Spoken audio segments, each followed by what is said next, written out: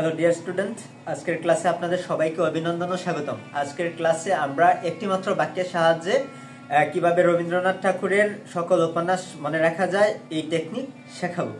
So ক্লাসটি শুরু থেকে শেষ পর্যন্ত মনোযোগ সহকারে দেখবেন, তাহলে আশা করি রবীন্দ্রনাথ সম্পর্কে যদি কোনো জব এক্সামে প্রশ্ন আসে তাহলে 1 মার্ক নিশ্চিত পাবেন। আর রবীন্দ্রনাথ সম্পর্কে এমন কোনো জব এক্সাম কিংবা বিশ্ববিদ্যালয় ভর্তি পরীক্ষা, নার্সিং ভর্তি পরীক্ষা, মেডিকেল সহ সকল প্রতিযোগিতামূলক পরীক্ষায় এই রবীন্দ্রনাথ থেকে প্রশ্ন আসবেই, 100% গ্যারান্টি। সো আজকের ক্লাসটা মনোযোগ সহকারে দেখেন। তার আগে আমরা রবীন্দ্রনাথ সম্পর্কে একটু জানি, যে তথ্যগুলো খুবই গুরুত্বপূর্ণ, ওই তথ্যগুলো হতেও অনেক প্রশ্ন আসে।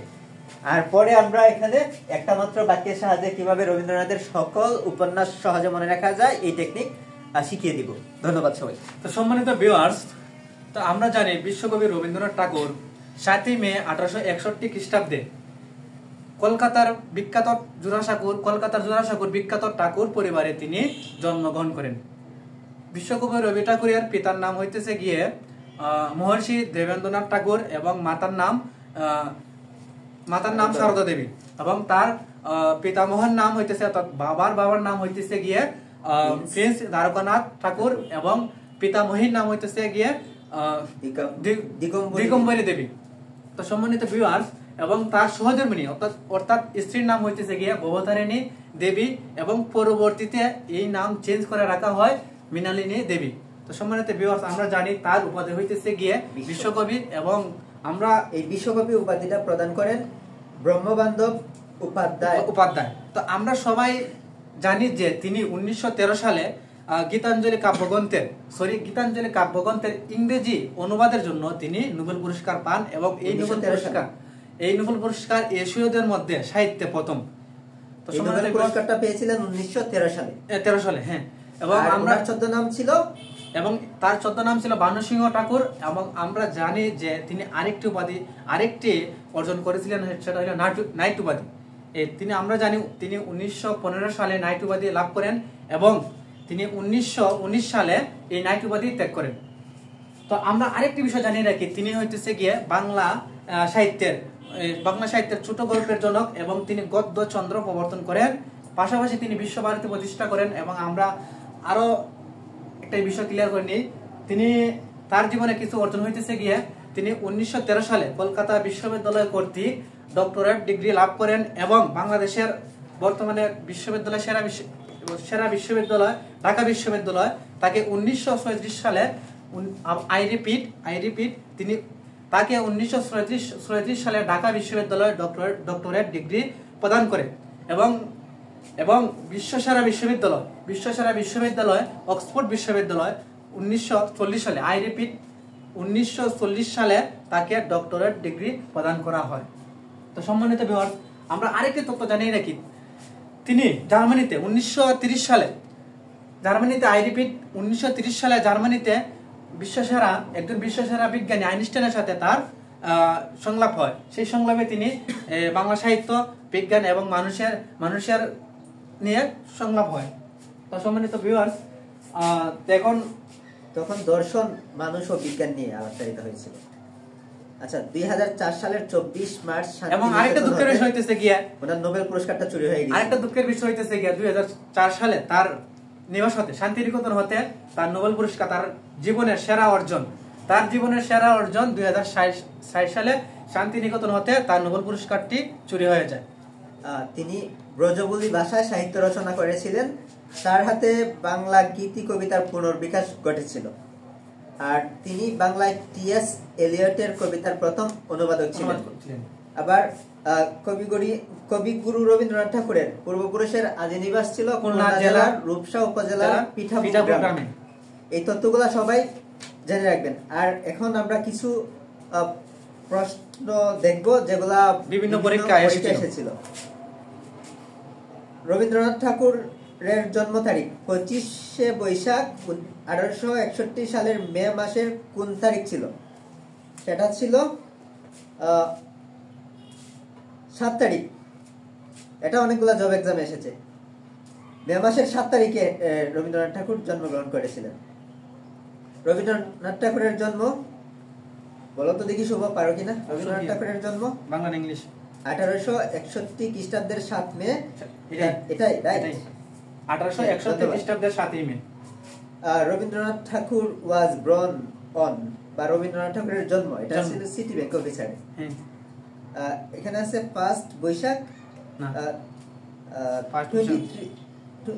23 শ্রাবণ, 25 বৈশাখ, 25 বৈশাখ, 25 বৈশাখ। হ্যাঁ 25 Baishakh is right answer, I think right. হ্যাঁ, আবার 13তম বিসিএস এক্সামে এসেছিল কোন সালে রবীন্দ্রনাথ ঠাকুরের শতবার্ষিকী পালিত হয়? তিনি যদি 1861 খ্রিস্টাব্দে জন্মগ্রহণ করেন তাহলে 1961 খ্রিস্টাব্দে রাইট आंसर, শতবার্ষিকী। ঠিক আছে। কবিগুরু রবীন্দ্রনাথ ঠাকুর মৃত্যুবরণ করেন কখন? অপশন 1938 সালে, 1941 সালে, 1941 সালে। হ্যাঁ, রাইট आंसर। রবীন্দ্রনাথ ঠাকুরকে বিশ্বকবি উপাধি দিয়েছিলেন কে? রবিহারা সংগঠন, ডক্টর কানিংহাম, না ব্রহ্মবান্ধব উপাধ্যায়, রাইট आंसर। তারপরের প্রশ্নটা সবচেয়ে বেশি বার এসেছিল, এটা এসেছিল 34তম বিসিএস এ, 19তম বিসিএস এ, আবার চট্টগ্রাম বিশ্ববিদ্যালয়ে 2012-13 সেশনে, এছাড়াও আরো অনেকগুলো জব এক্সামে এসেছে। এটা আবার একাডেমিতেও এসে থাকে, যেমন ক্লাস 6 to 12। ভানুসিংহ কার ছদ্মনাম? ইজি, রবীন্দ্রনাথ ঠাকুর, আমরা সবাই পারি। হ্যাঁ। তারপর 35তম বিসিএস আরেকটা এসেছিল, রবীন্দ্রনাথ ঠাকুরের পূর্বপুরুষের আদি বসতি কোথায় ছিল? খুলনা জেলার রূপসা উপজেলার পিঠাপুর গ্রামে। এখানে অপশন ছিল খুলনার দক্ষিণদিঘি, যশোরের কেশবপুর, না অন্যগুলো। আচ্ছা, খুলনার দক্ষিণদিঘি, এটার রাইট आंसर ধইরা নিছে, কিন্তু ওইখানে লেখা আছে কবিগুরু রবীন্দ্রনাথ ঠাকুরের পূর্বপুরুষের আদি নিবাস খুলনা জেলার রূপসা উপজেলার পিঠাপুর গ্রামে। এতগুলো খুলনা আছে, খুলনা আছে, এজন্য ওইটাকে রাইট आंसर ধরে নিয়েছে। রবীন্দ্রনাথ ঠাকুর এশিয়াদের মধ্যে কততম নোবেল বিজয়ী? প্রথম, আমরা সবাই জানি, রাইট आंसर। রবীন্দ্রনাথ ঠাকুর কোন সালে নোবেল পুরস্কার লাভ করেন? 1913 সালে। এটা অনেক অনেক কাছে। কোন বিশ্ববিদ্যালয় রবীন্দ্রনাথ ঠাকুরকে ডিলিট উপাধি দেয়? ঢাকা বিশ্ববিদ্যালয়। কত সালে? 1934 সালে।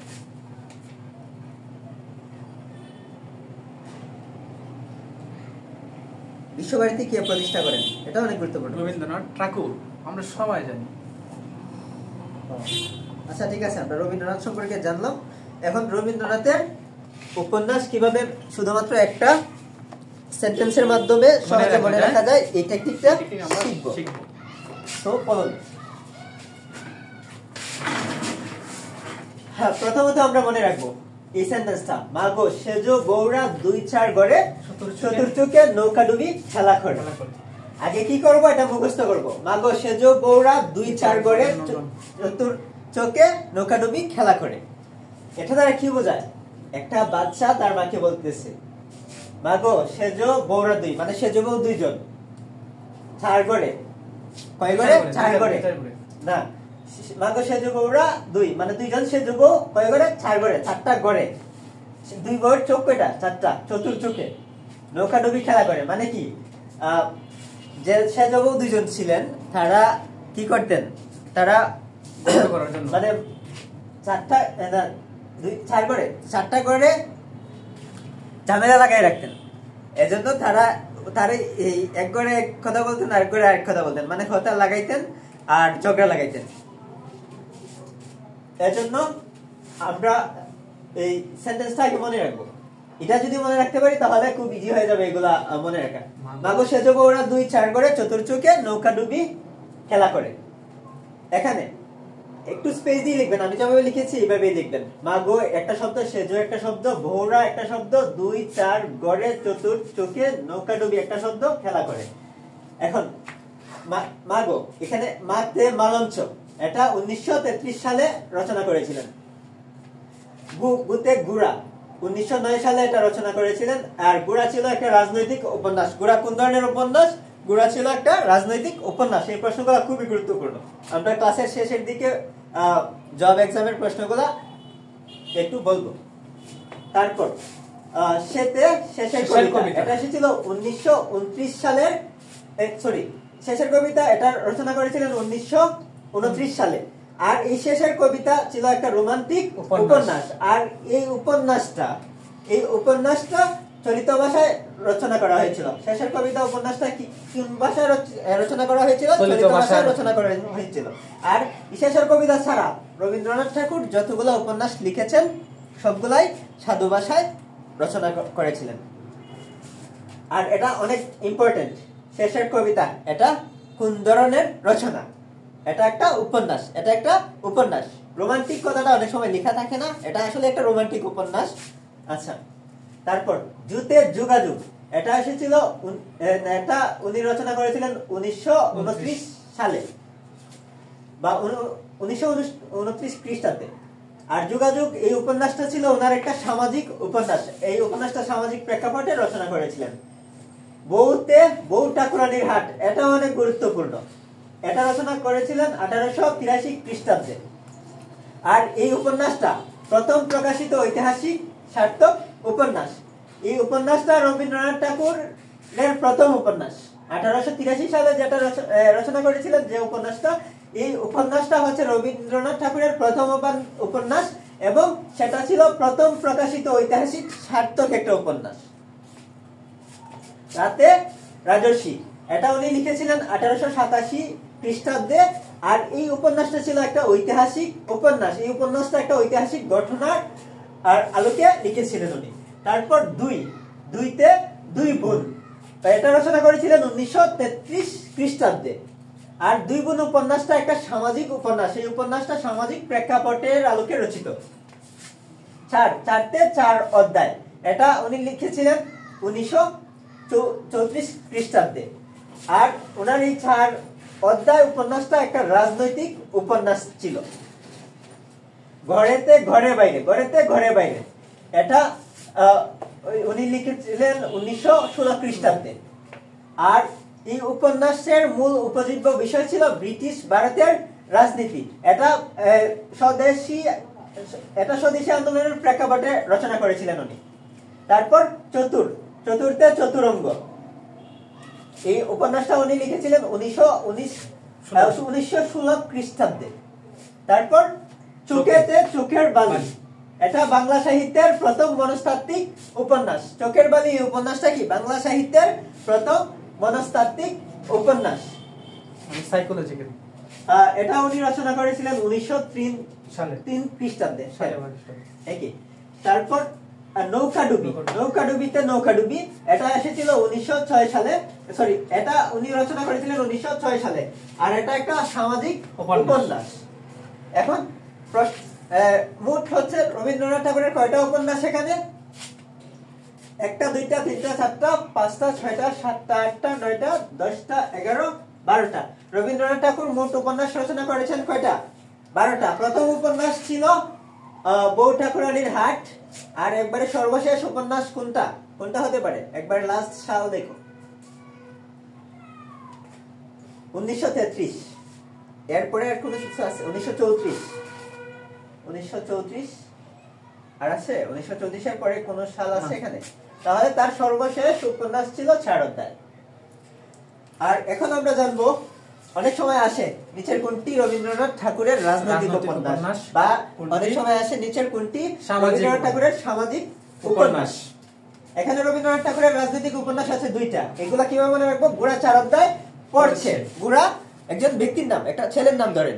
বুড়া 4 অধ্যায় পড়ছে। বুড়া একটা রাজনৈতিক উপন্যাস, আর 4 অধ্যায় একটা রাজনৈতিক উপন্যাস। আর সামাজিক উপন্যাস কিভাবে মনে রাখবো? 2 বোন নৌকায় বসে যোগাযোগ করে। এখানে 2 বোন একটা সামাজিক উপন্যাস, আর এই নৌকাডুবি একটা সামাজিক উপন্যাস, আর যোগাযোগ আর একটা সামাজিক উপন্যাস। এখানে 2 বোন বলতে কাদের বোঝানো হয়েছে? 2 বোন বলতে বোঝানো হয়েছে আমাদের শ্রদ্ধেয় আপা শেখ হাসিনা এবং শেখ রেহানাকে। আর ওনারা এখন নৌকায় বসে যোগাযোগ করেন। ওনাদের মার্কা আগে ছিল নৌকা, আর এখন কি করেন? নৌকায় বসে যোগাযোগ করেন। আচ্ছা, এখন আমরা জানবো কোন উপন্যাস হতে কোন প্রশ্নগুলা বেশি এসেছিল জব এক্সামে। দেখবেন সব এখানে বলে দিয়েছি, যেগুলো আসছিল সবই এখানে বলে দিয়েছি, কোনো কিছু বাকি রাখি নাই। 34তম বিসিএস এসেছিল, আবার ওইটা 16তম বিসিএস এসেছিল। কোন উপন্যাসটির রচয়িতা? রবীন্দ্রনাথ ঠাকুর। রবীন্দ্রনাথ বিষবৃক্ষ আরণ্যক, বনদেবতা, ঘরে বাইরে। এই এখানে দেখেন ঘরে বাইরে কোথায় ছিল জানি, হ্যাঁ ঘরে বাইরে। এটা ছিল অনেকগুলো বিশেষ এসেছিল। নিচের কোনটি রবীন্দ্রনাথ ঠাকুরের রচিত উপন্যাস? ঘরে বাইরে। ঘরে বাইরে উপন্যাসের মূল উপজীব্য হলো, এটাও আমি এখানে বলে দিয়েছিলাম, ব্রিটিশ ভারতের রাজনীতি। ব্রিটিশ ভারতের রাজনীতি, এটা অনেকগুলো জব এক্সামে এসেছিল। কোনটি রবীন্দ্রনাথের রচনা? চতুরঙ্গ, চতুর্দশী, চতুষ্পদী। আচ্ছা, এটা চতুরঙ্গ আছে, হ্যাঁ চতুরঙ্গ। রবীন্দ্রনাথ রচনা করেছেন কি? চতুরঙ্গ। এটা এসেছিল 21তম BCS এ। রবীন্দ্রনাথ রচনা করেছিলেন চতুরঙ্গ, আর এটা এসেছিল 21তম BCS এর প্রিলিমিনারি এক্সামে। চতুরঙ্গ গ্রন্থ একটি উপন্যাস, রাইট। রবীন্দ্রনাথ ঠাকুরের রচনা এখানে আছে চতুর্দশী, চতুর্দশপদী, তারপর চতুষ্পদী, চারোদ্যায়। অবশ্যই চারোদ্যায়, এটা অনেকগুলো জব এক্সামে এসেছিল। এই চারোদ্যায়, হ্যাঁ ঠিক আছে।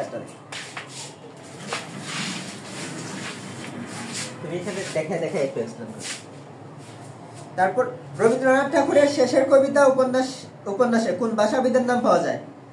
সুনীত কুমার চট্টোপাধ্যায়, হরপ্রসাদ শাস্ত্রী, সুকুমার সেন, পবিত্র সরকার। এটা এখানে বলা হয় নাই, এটার আনসার হচ্ছে হরপ্রসাদ শাস্ত্রী। মানে রবীন্দ্রনাথ ঠাকুরের শেষের কবিতা উপন্যাসে হরপ্রসাদ শাস্ত্রীর নাম পাওয়া যায়। এটা অনেকগুলো জব এক্সামে এসেছিল। রবীন্দ্রনাথ ঠাকুরের প্রথম প্রকাশিত উপন্যাস কোনটা? প্রথম প্রকাশিত উপন্যাস বউ ঠাকুরানীর হাট, তার প্রথম প্রকাশিত উপন্যাস। শেষের কবিতা কোন ধরনের সাহিত্যকর্ম? একটা উপন্যাস, হ্যাঁ উপন্যাসের নাম। এটা অসংখ্য জব এক্সামে এসেছে। আমরা অনেক সময় কবিতা দেখে, শেষের কবিতা দেখে আমরা মনে করি কি এটা একটা কবিতা বা কাব্য, কিন্তু আসলে এটা একটা উপন্যাস। আর এই শেষের কবিতা কোন ধরনের উপন্যাস? এটা অনেকগুলো BCS এ এসেছে, 10ম BCS, 24তম BCS সহ অসংখ্য জব এক্সামে এসেছে। আর এইগুলা একাডেমিকের জন্য খুবই গুরুত্বপূর্ণ। রবীন্দ্রনাথ ঠাকুরের রচিত শেষের কবিতা হচ্ছে একটা কি উপন্যাস? আচ্ছা, আমি অপশনগুলো বলি। একটি বিয়োগাত্মক কবিতা, একটি মিলনাত্মক উপন্যাস, একটি রোমান্টিক উপন্যাস, একটি রম্য রচনা। এখানে বলেও দিয়েছিলাম এটা একটা রোমান্টিক উপন্যাস। রোমান্টিক মানে রম্য? না, রোমান্টিক উপন্যাস, রম্য না। কি অপশন কি আছে? অপশনে আছে রোমান্টিক উপন্যাস। রোমান্টিক রম্য এক কথা না। নিচের কোন উপন্যাসটি রবীন্দ্রনাথ ঠাকুর কর্তৃক রচিত নয়? এখানে আছে গুড়া, কৃষ্ণকান্তের উইল, শেষের কবিতা, নৌকাডুবি। অবশ্যই কৃষ্ণকান্তের উইল, কারণ কৃষ্ণকান্তের উইল ছিল বঙ্কিমচন্দ্র চট্টোপাধ্যায়ের একটা উপন্যাস। আর নেক্সট ক্লাসে আমরা সহজ টেকনিকের মাধ্যমে রবীন্দ্রনাথ ঠাকুরের প্রবন্ধ সমূহ মনে রাখবো, বা আমরা ক্লাসগুলোতে ধারাবাহিকভাবে এভাবে চালিয়ে যাবো একটার পর একটা। আপনারা যারা আমাদের পেজে নতুন, তারা অবশ্যই পেজটিতে একটি লাইক দিয়ে পেজটি ফলো করে রাখবেন, এবং টিটু স্যার ইউটিউব চ্যানেলটি সাবস্ক্রাইব করে বেল আইকনটি ক্লিক করে রাখবেন, কারণ টিটু স্যার ইউটিউব চ্যানেলে প্লেলিস্ট আকারে সবকিছু সাজিয়ে দেওয়া থাকবে। ধন্যবাদ সবাইকে।